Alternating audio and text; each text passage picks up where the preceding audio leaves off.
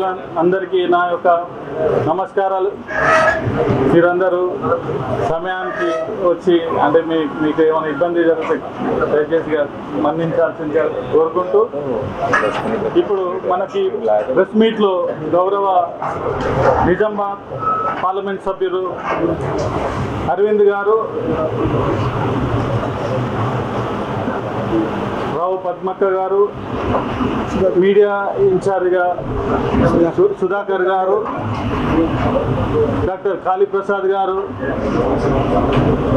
మన పులి సరత్తం రెడ్డి గారు, కీర్తిరెడ్డి గారు ప్రభారి ఇక్కడ మన మోడీ సభకు ఇక్కడికి ఇన్ఛార్జిగా వచ్చినారు, రవీందర్ యాదవ్ గారు స్పోక్స్ పర్సన్,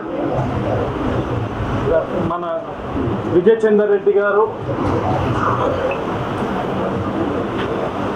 జనరల్ సెక్రటరీస్ ఉన్నారు, కార్పొరేటర్ అభినవ్ భాస్కర్ గారు, కాడ స్వాతిరెడ్డి గారు, వైరి లక్ష్మి గారు కార్పొరేటర్ గారు. మీడియా సమావేశానికి ప్రతి జిల్లాకు ఒక ఎమ్మెల్యే, లేదా ఎంపీ, ఎమ్మెల్సీ గారిని మాకు ఇక్కడికి ప్రెస్ మీట్ చేసేందుకు ఇక్కడికి ఈ యొక్క హన్మకొండ జిల్లాకు మాకు అరవింద్ గారు రావడం చాలా సంతోషం. మాకు ఇప్పుడు రేపు రానున్న బహిరంగ సభ విషయంలో ప్రభారీగా కీర్తిరెడ్డి గారు వచ్చారు. దానికి మీడియా సహకరించాలని కోరుకుంటూ, బహిరంగ సభకు అత్యధికంగా ప్రజలు తరలి రావాలని కోరుకుంటూ, ఇక్కడున్న లోకల్ సమస్యల మీద మాట్లాడాల్సిందిగా రావు పద్మక్క గారిని కోరుకుంటున్నాను.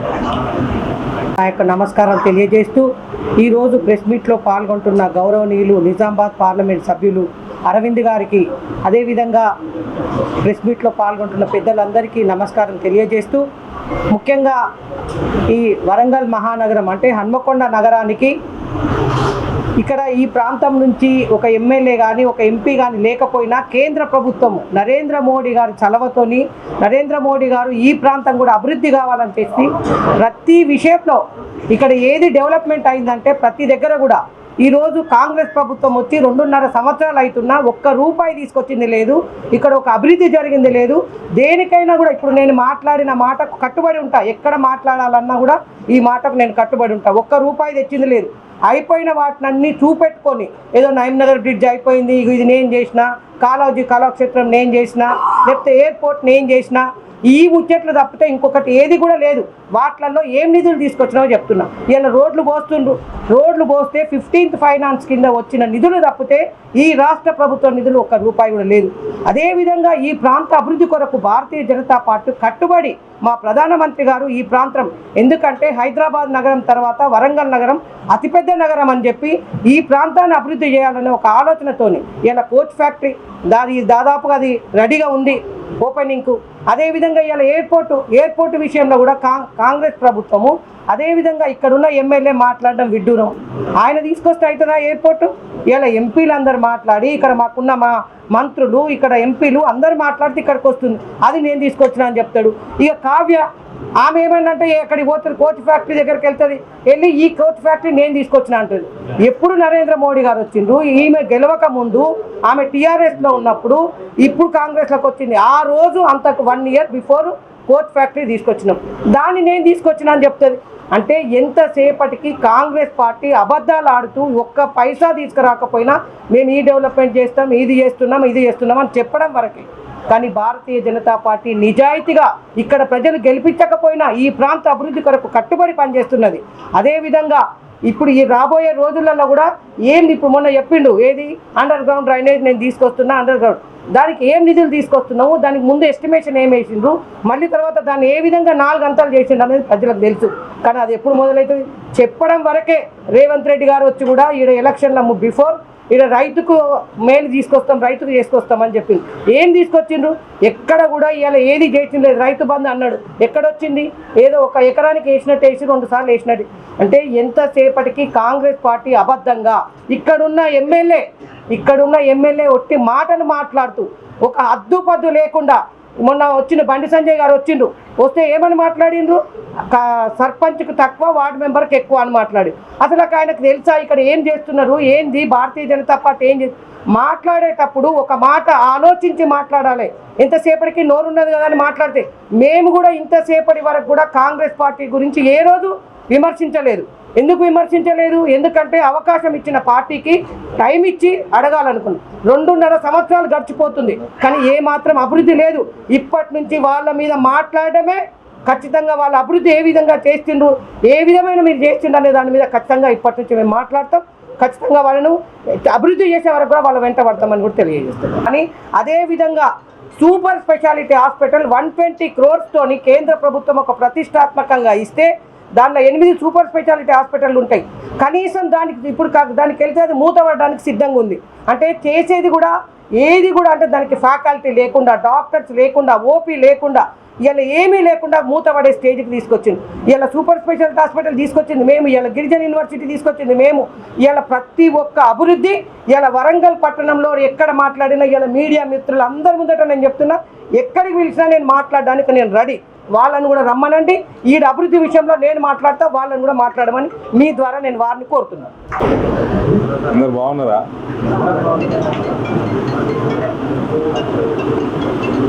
రేపు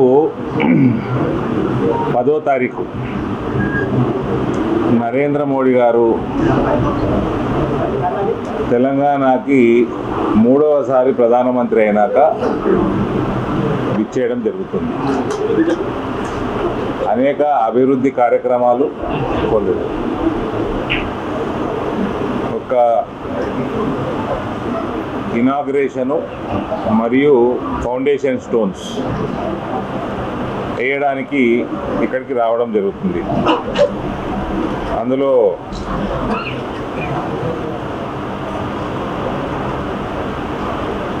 జహీరాబాద్లో ఇంటిగ్రేటెడ్ ఇండస్ట్రియల్ స్మార్ట్ సిటీ 2360 కోట్లు,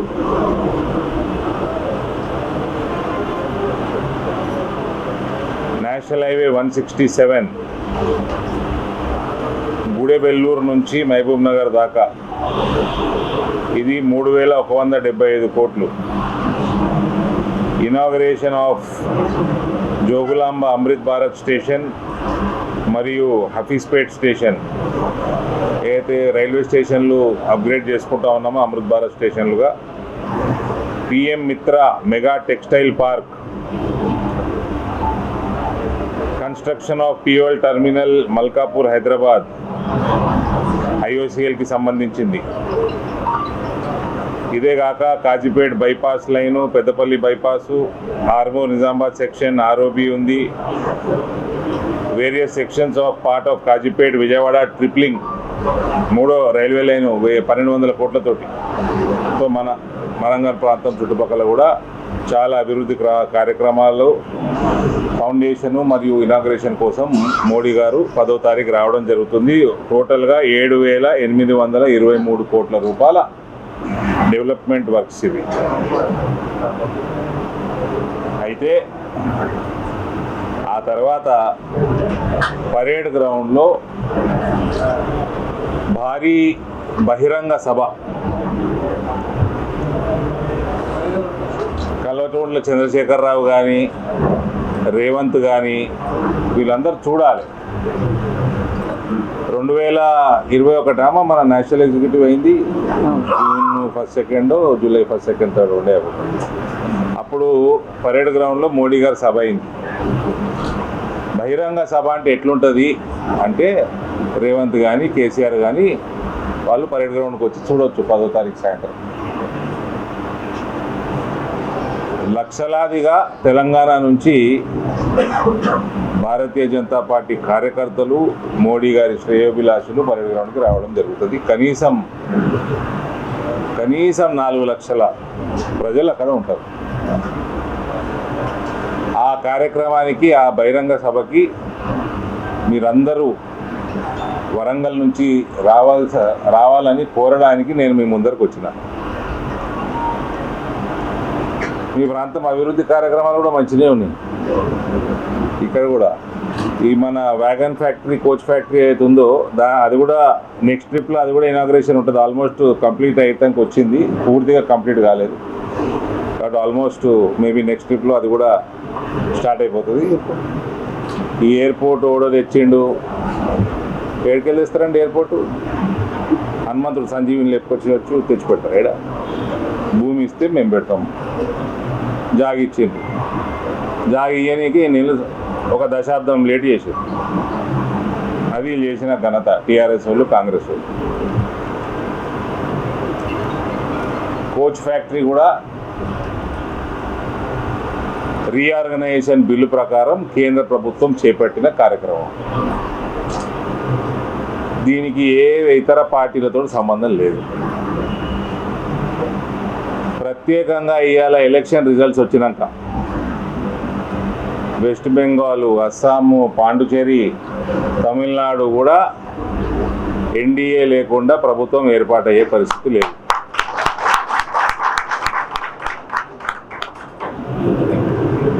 లిల్లీపుట్టు ఒకటేసారి పీనట్ అంత కనబడుతున్నారు బెంగాల్ గెలిచిన. టీఆర్ఎస్ వాళ్ళు ఫోన్లు చేస్తూ ఉన్నారు, వణుకు పుడుతున్నది. వెస్ట్ బెంగాల్ బీజేపీ 2/3 మెజారిటీతో గెలిచినాక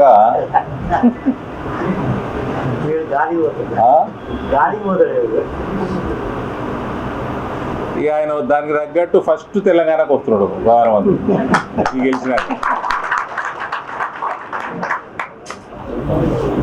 సో కేసీఆర్కి 72 ఏళ్ళు ఉన్నాయి. ఆయన కొడుకు చెప్తా ఉన్నా, దయచేసి టీవీ పెట్టకూరు ఆయన ముందర. ఇవాళ రేపు 2 రోజులు ముసలివాడికి పుట్టుకన గుండెపోటు రాగల, అది దూరం పెట్టండి. We are all well wishers of KCR. KCR 100 సంవత్సరాలు బతకాలి. బీఆర్ఎస్ పార్టీ హతాలోకం పోయడానికి భూస్థాపితమైనప్పుడు చూడాలన్నది నా కోరిక. 100 సంవత్సరాలు బతకాలి.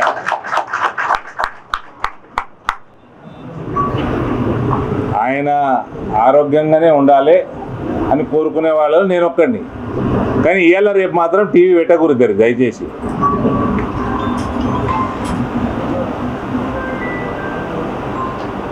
ఇది సర్వసాధారణం. భారతీయ జనతా పార్టీ నరేంద్ర మోదీ గారి నాయకత్వంలో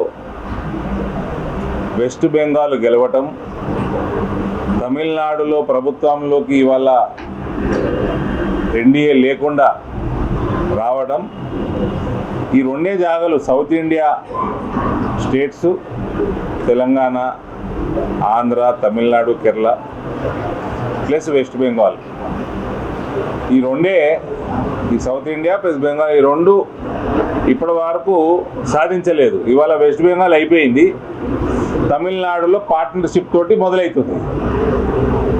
ఇది కాగానే తెలంగాణలో అడుగు పెడుతున్నాడు నరేంద్ర మోడీ గారు.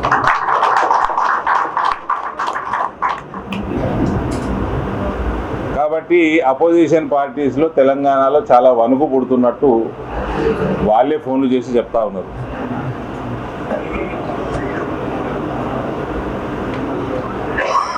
ఇక్కడ ప్రభుత్వం ఇప్పుడు అక్క చెప్పినట్టు పచ్చి అబద్ధాలు, కేంద్ర ప్రభుత్వం నిధులతోటి జరుగుతున్న అభివృద్ధి పనులన్నీ మేము చేసినామని చెప్పుకున్నాడు తప్ప వీళ్ళ దగ్గర రూపాయి లేదు. ఏడుకెళ్ళి ఇచ్చినండి పైసలు? మేము బిచ్చపోలమని రేవంత్ రెడ్డి అంటున్నాడు టీవీలలో. బిచ్చపోలను చూసినట్టు చూస్తుండ్రు. మేము బ్యాంకులలో పోతే అప్పాడుతానికి చెప్పులు ఎత్తుకపోయేటట్లు వచ్చినట్టు చూస్తుండ్రు మమ్మల్ని అని మీరు రేవంత్ రెడ్డి అన్నాడు. ఇవాళ తెలంగాణ ఆస్తులు, భూములు అమ్ముకుంటే కానీ ఇలా జీతాలు ఇవ్వలేని పరిస్థితి, రిటైర్డ్ ఎంప్లాయీస్కి వాళ్ళ పైసలు, వాళ్ళ బెనిఫిట్స్, రిటైర్మెంట్ బెనిఫిట్స్ ఇచ్చే పరిస్థితి లేదు తెలంగాణలో. అభివృద్ధి పనులకు పైసలు ఎక్కడివి? ఇవాళ మహిళలకి మోసం చేసిండు, అనేక మోసాలు మహిళలకి. 2,500 తులం బంగారము, 4,000 పెన్షను, ఇల్లు, ఇందిరమ్మ ఇల్లు అంటారు, రాజీవ్ గృహకల్ప అంటారు, ఏమంటారు అది. కేసీఆర్ పంగనామాలు పెట్టిపోయిండు, దాన్ని కంటిన్యూ చేస్తున్నాడు రేవంత్. యువతకి చదువుకునే పిల్లగాళ్ళకి ఫీ రీఎంబర్స్మెంటు ఒకప్పుడు బ్రహ్మాండంగా వస్తుండే ఉమ్మడి ఆంధ్రప్రదేశ్లో, దాన్ని బంద్ చేసిన పాపం కేసీఆర్ మొదలుపెట్టిన దాన్ని బంద్ చేసింది కేసీఆర్. దాన్ని అదే రకంగా కంటిన్యూ చేస్తున్నాడు రేవంత్.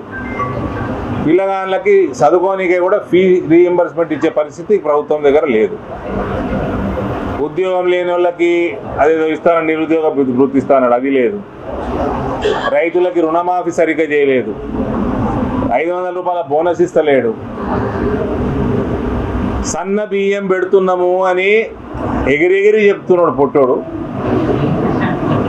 సన్న బియ్యం, ప్రతి బియ్యం గింజ కొంటున్నది FCI, ప్రతి రూపాయి కేంద్ర ప్రభుత్వం, ఫ్రీగా ప్రతి భారతీయుడికి గరీబోళ్ళకి 80 కోట్ల మందికి ఇస్తున్నది నరేంద్ర మోడీ. తమరు చేసింది ఏమీ లేదు, తమరు చేసింది ఏం లేదు.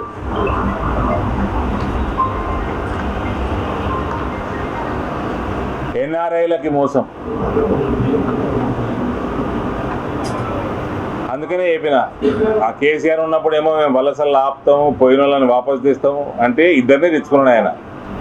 10 ఏళ్ళు ముఖ్యమంత్రి ఉంటే కేసీఆర్ కొడుకుని బిడ్డని వలసలకు పోయిన వాళ్ళని అమెరికాకి తెచ్చుకున్నాడు ఆయన. ఇంకోలేం తేలే కేసీఆర్. వలసలు పెరిగినాయి, కాంగ్రెస్ వచ్చినాక ఇంకా పెరిగినాయి, ఏజెంట్ల మోసాలు ఇంకా పెరిగిపోయినాయి కాంగ్రెస్ వచ్చినాక. ఏ వర్గానికి కూడా మంచి చేయలేదు. గవర్నమెంట్ హాస్పిటల్ అదో గతి, గవర్నమెంట్ స్కూళ్ళల్లో అయితే అడుగు పెట్టలేము. విద్య నాశనం, వైద్యం నాశనం, వ్యవసాయం నాశనం. ఒక గ్రామంలో రోడ్ వేసి చూపెట్టారు నాకు. మీకు నేషనల్ హైవేలు సెంట్రల్ గవర్నమెంట్ ఫండ్స్ కింద వేసేటి తప్ప, స్పెషల్ ఫండ్, రోడ్ ఫండ్ ఏదైతే వస్తుందో కేంద్రంకి వెళ్ళి అవి వాడుకొని రోడ్లు వేస్తారు తప్ప, స్టేట్ గవర్నమెంట్ రూపాయి పెట్టి రోడ్ వేసిన దిక్కులేదు తెలంగాణలో. జాబ్ నోటిఫికేషన్లు లేవు. ఈ మధ్య కొన్ని వేల సంఖ్యలో వచ్చినాయి, కోర్టు ద్వారా వచ్చినాయి. ఎప్పుడో పెండింగ్ ఉన్నాయి, కోర్టు ద్వారా వచ్చినాయి. ఈ సిగ్గుమాలిన రేవంత్ ప్రభుత్వం అవి వీళ్ళు ఇచ్చినట్టు చెప్పుకుంటున్నారు, అది కోర్టు ద్వారా వచ్చినాయి. అవి అంతకుముందు ఉన్న టైం అవి. అసలు ఎవరికి ఏం చేసిండ్రు మీరు? మళ్ళీ ఇవన్నీ అబద్ధాలు చెప్పి మోసం చేయడానికి కనకదుర్గమ్మ మీద ఒట్టేసి అబద్ధం చెప్పి, పొట్టోడు రాజకీయంగా నాశనం అవుతాడు తప్ప అమ్మవారి మీద ఒట్టేసి అబద్ధం ఆడిండు. నేను 10 ఏళ్ళు ముఖ్యమంత్రిగా ఉంటా, 20 ఏళ్ళు ముఖ్యమంత్రిగా ఉంటా, నువ్వు ఈ టర్మ్ కంప్లీట్ చేసుకుంటే చాలా గొప్ప విషయము, ఆ తర్వాత నువ్వు ముఖ్యమంత్రివి కాదు, నువ్వు ఇంకో ఇంచు కూడా పెరగవు, ఇంకా రాజకీయంగా పెరగవు, శారీరకంగా కూడా పెరగవు.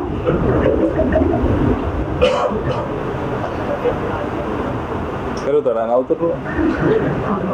పెరిగేవా సార్ ఏమంటుంది? ఇంకా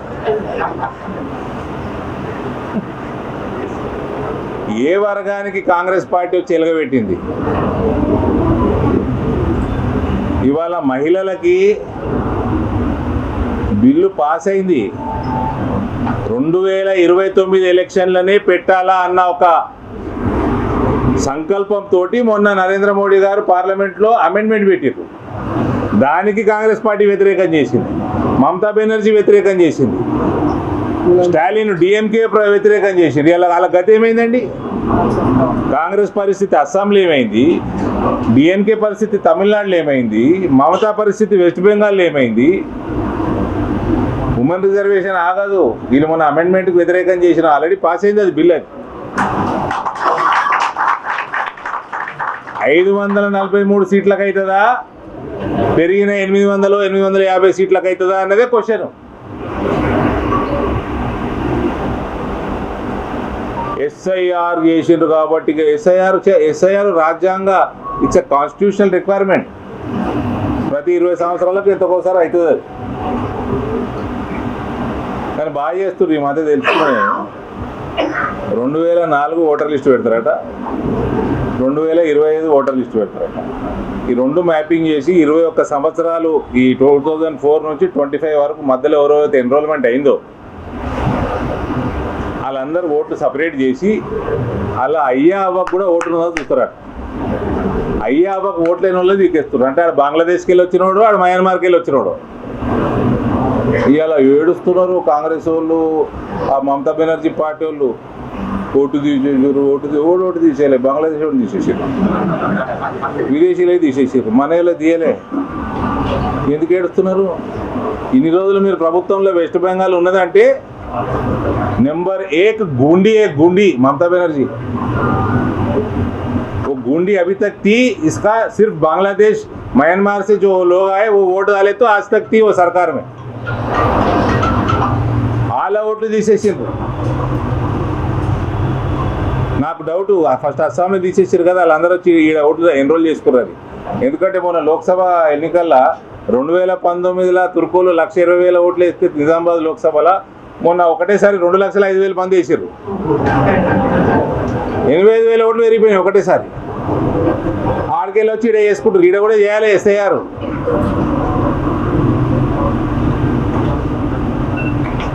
ఈడ కూడా ఎస్ఐఆర్ అవుతుంది. ఓటర్ లిస్టులలో అయ్యావ అడ్రస్లు లేని వాళ్ళందరూ వీక్తారు. దానికి బాధపడాల్సిన అవసరం లేదు.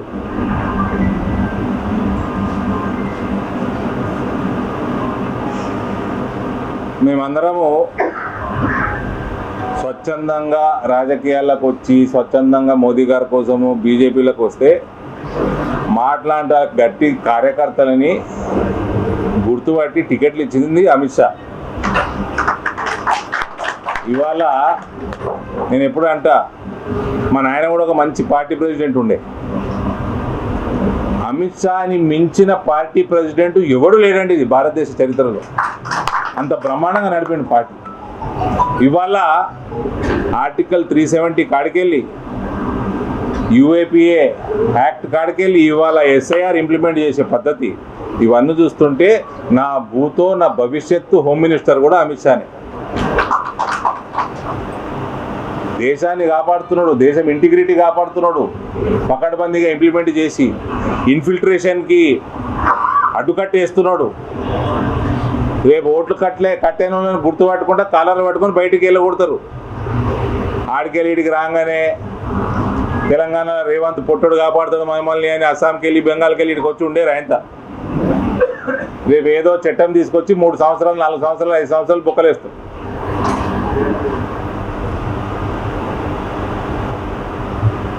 దేశ భద్రత కోసం ఎస్ఐఆర్ అవసరం. దేశ భద్రత కోసం భారతీయ జనతా పార్టీ ప్రభుత్వాలు రాష్ట్రాలలో అవసరం. అందుకని మన ప్రియతమ ప్రధానమంత్రి 10వ తారీఖు సాయంత్రం తెలంగాణలో అడుగు పెడతా ఉన్నాడు. డెవలప్మెంట్ యాక్టివిటీలు అయిపోతాయి, అవి రొటీన్లా. బాజాప్తా పొలిటికల్ ట్రిప్పే అది. రాజకీయం చేయడానికే వస్తున్నాడు ఆయన. పరేడ్ గ్రౌండ్లో భారీ బహిరంగ సభ 2028 అసెంబ్లీ ఎన్నికలకి పునాది వేయడానికే వస్తున్నాడు. వెస్ట్ బెంగాల్లో గెలిచిన వాళ్ళకి చెటాకు పని తెలంగాణ గెలిచాడు.